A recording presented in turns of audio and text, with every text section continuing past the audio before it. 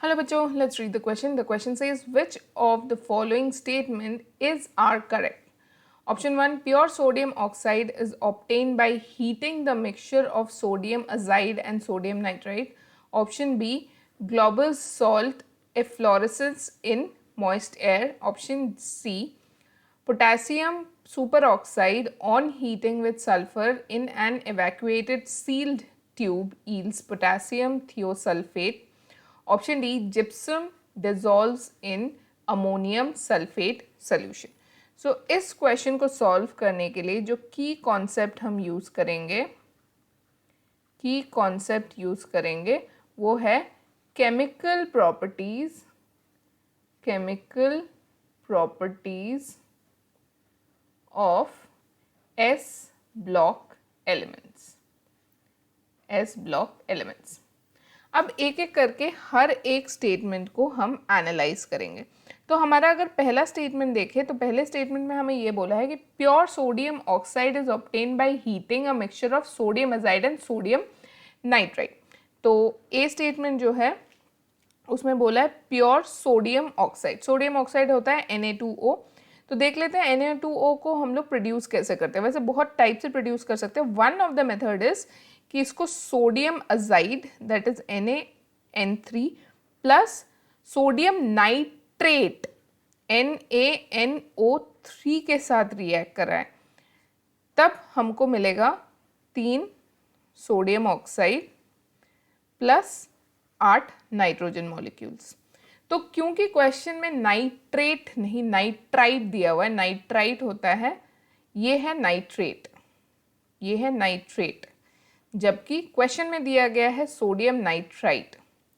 Sodium nitrite जो होता है वो होता है NaNO2, जो कि केस है नहीं, यहाँ नाइट्रेट यूज किया जाता है, इसलिए ये स्टेटमेंट जो है ये एक फॉल्स स्टेटमेंट है.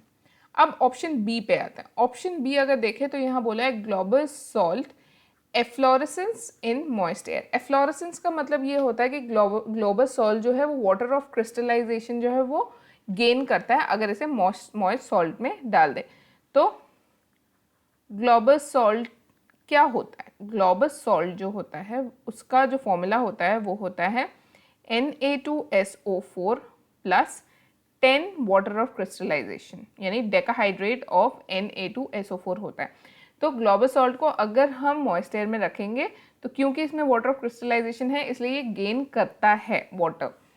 सो ये एक ट्रू स्टेटमेंट हो गया.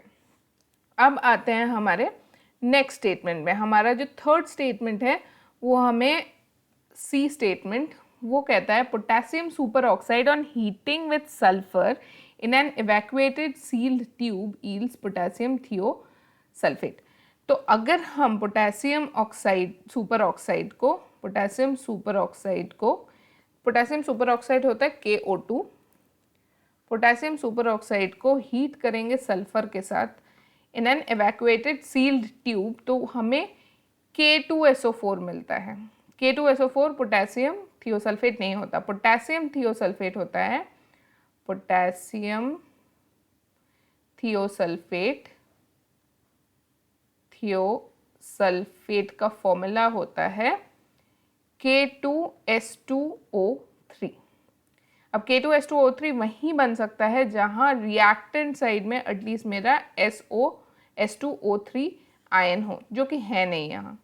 सो इसी वजह से यहाँ पोटेशियम थियोसल्फेट नहीं बनेगा.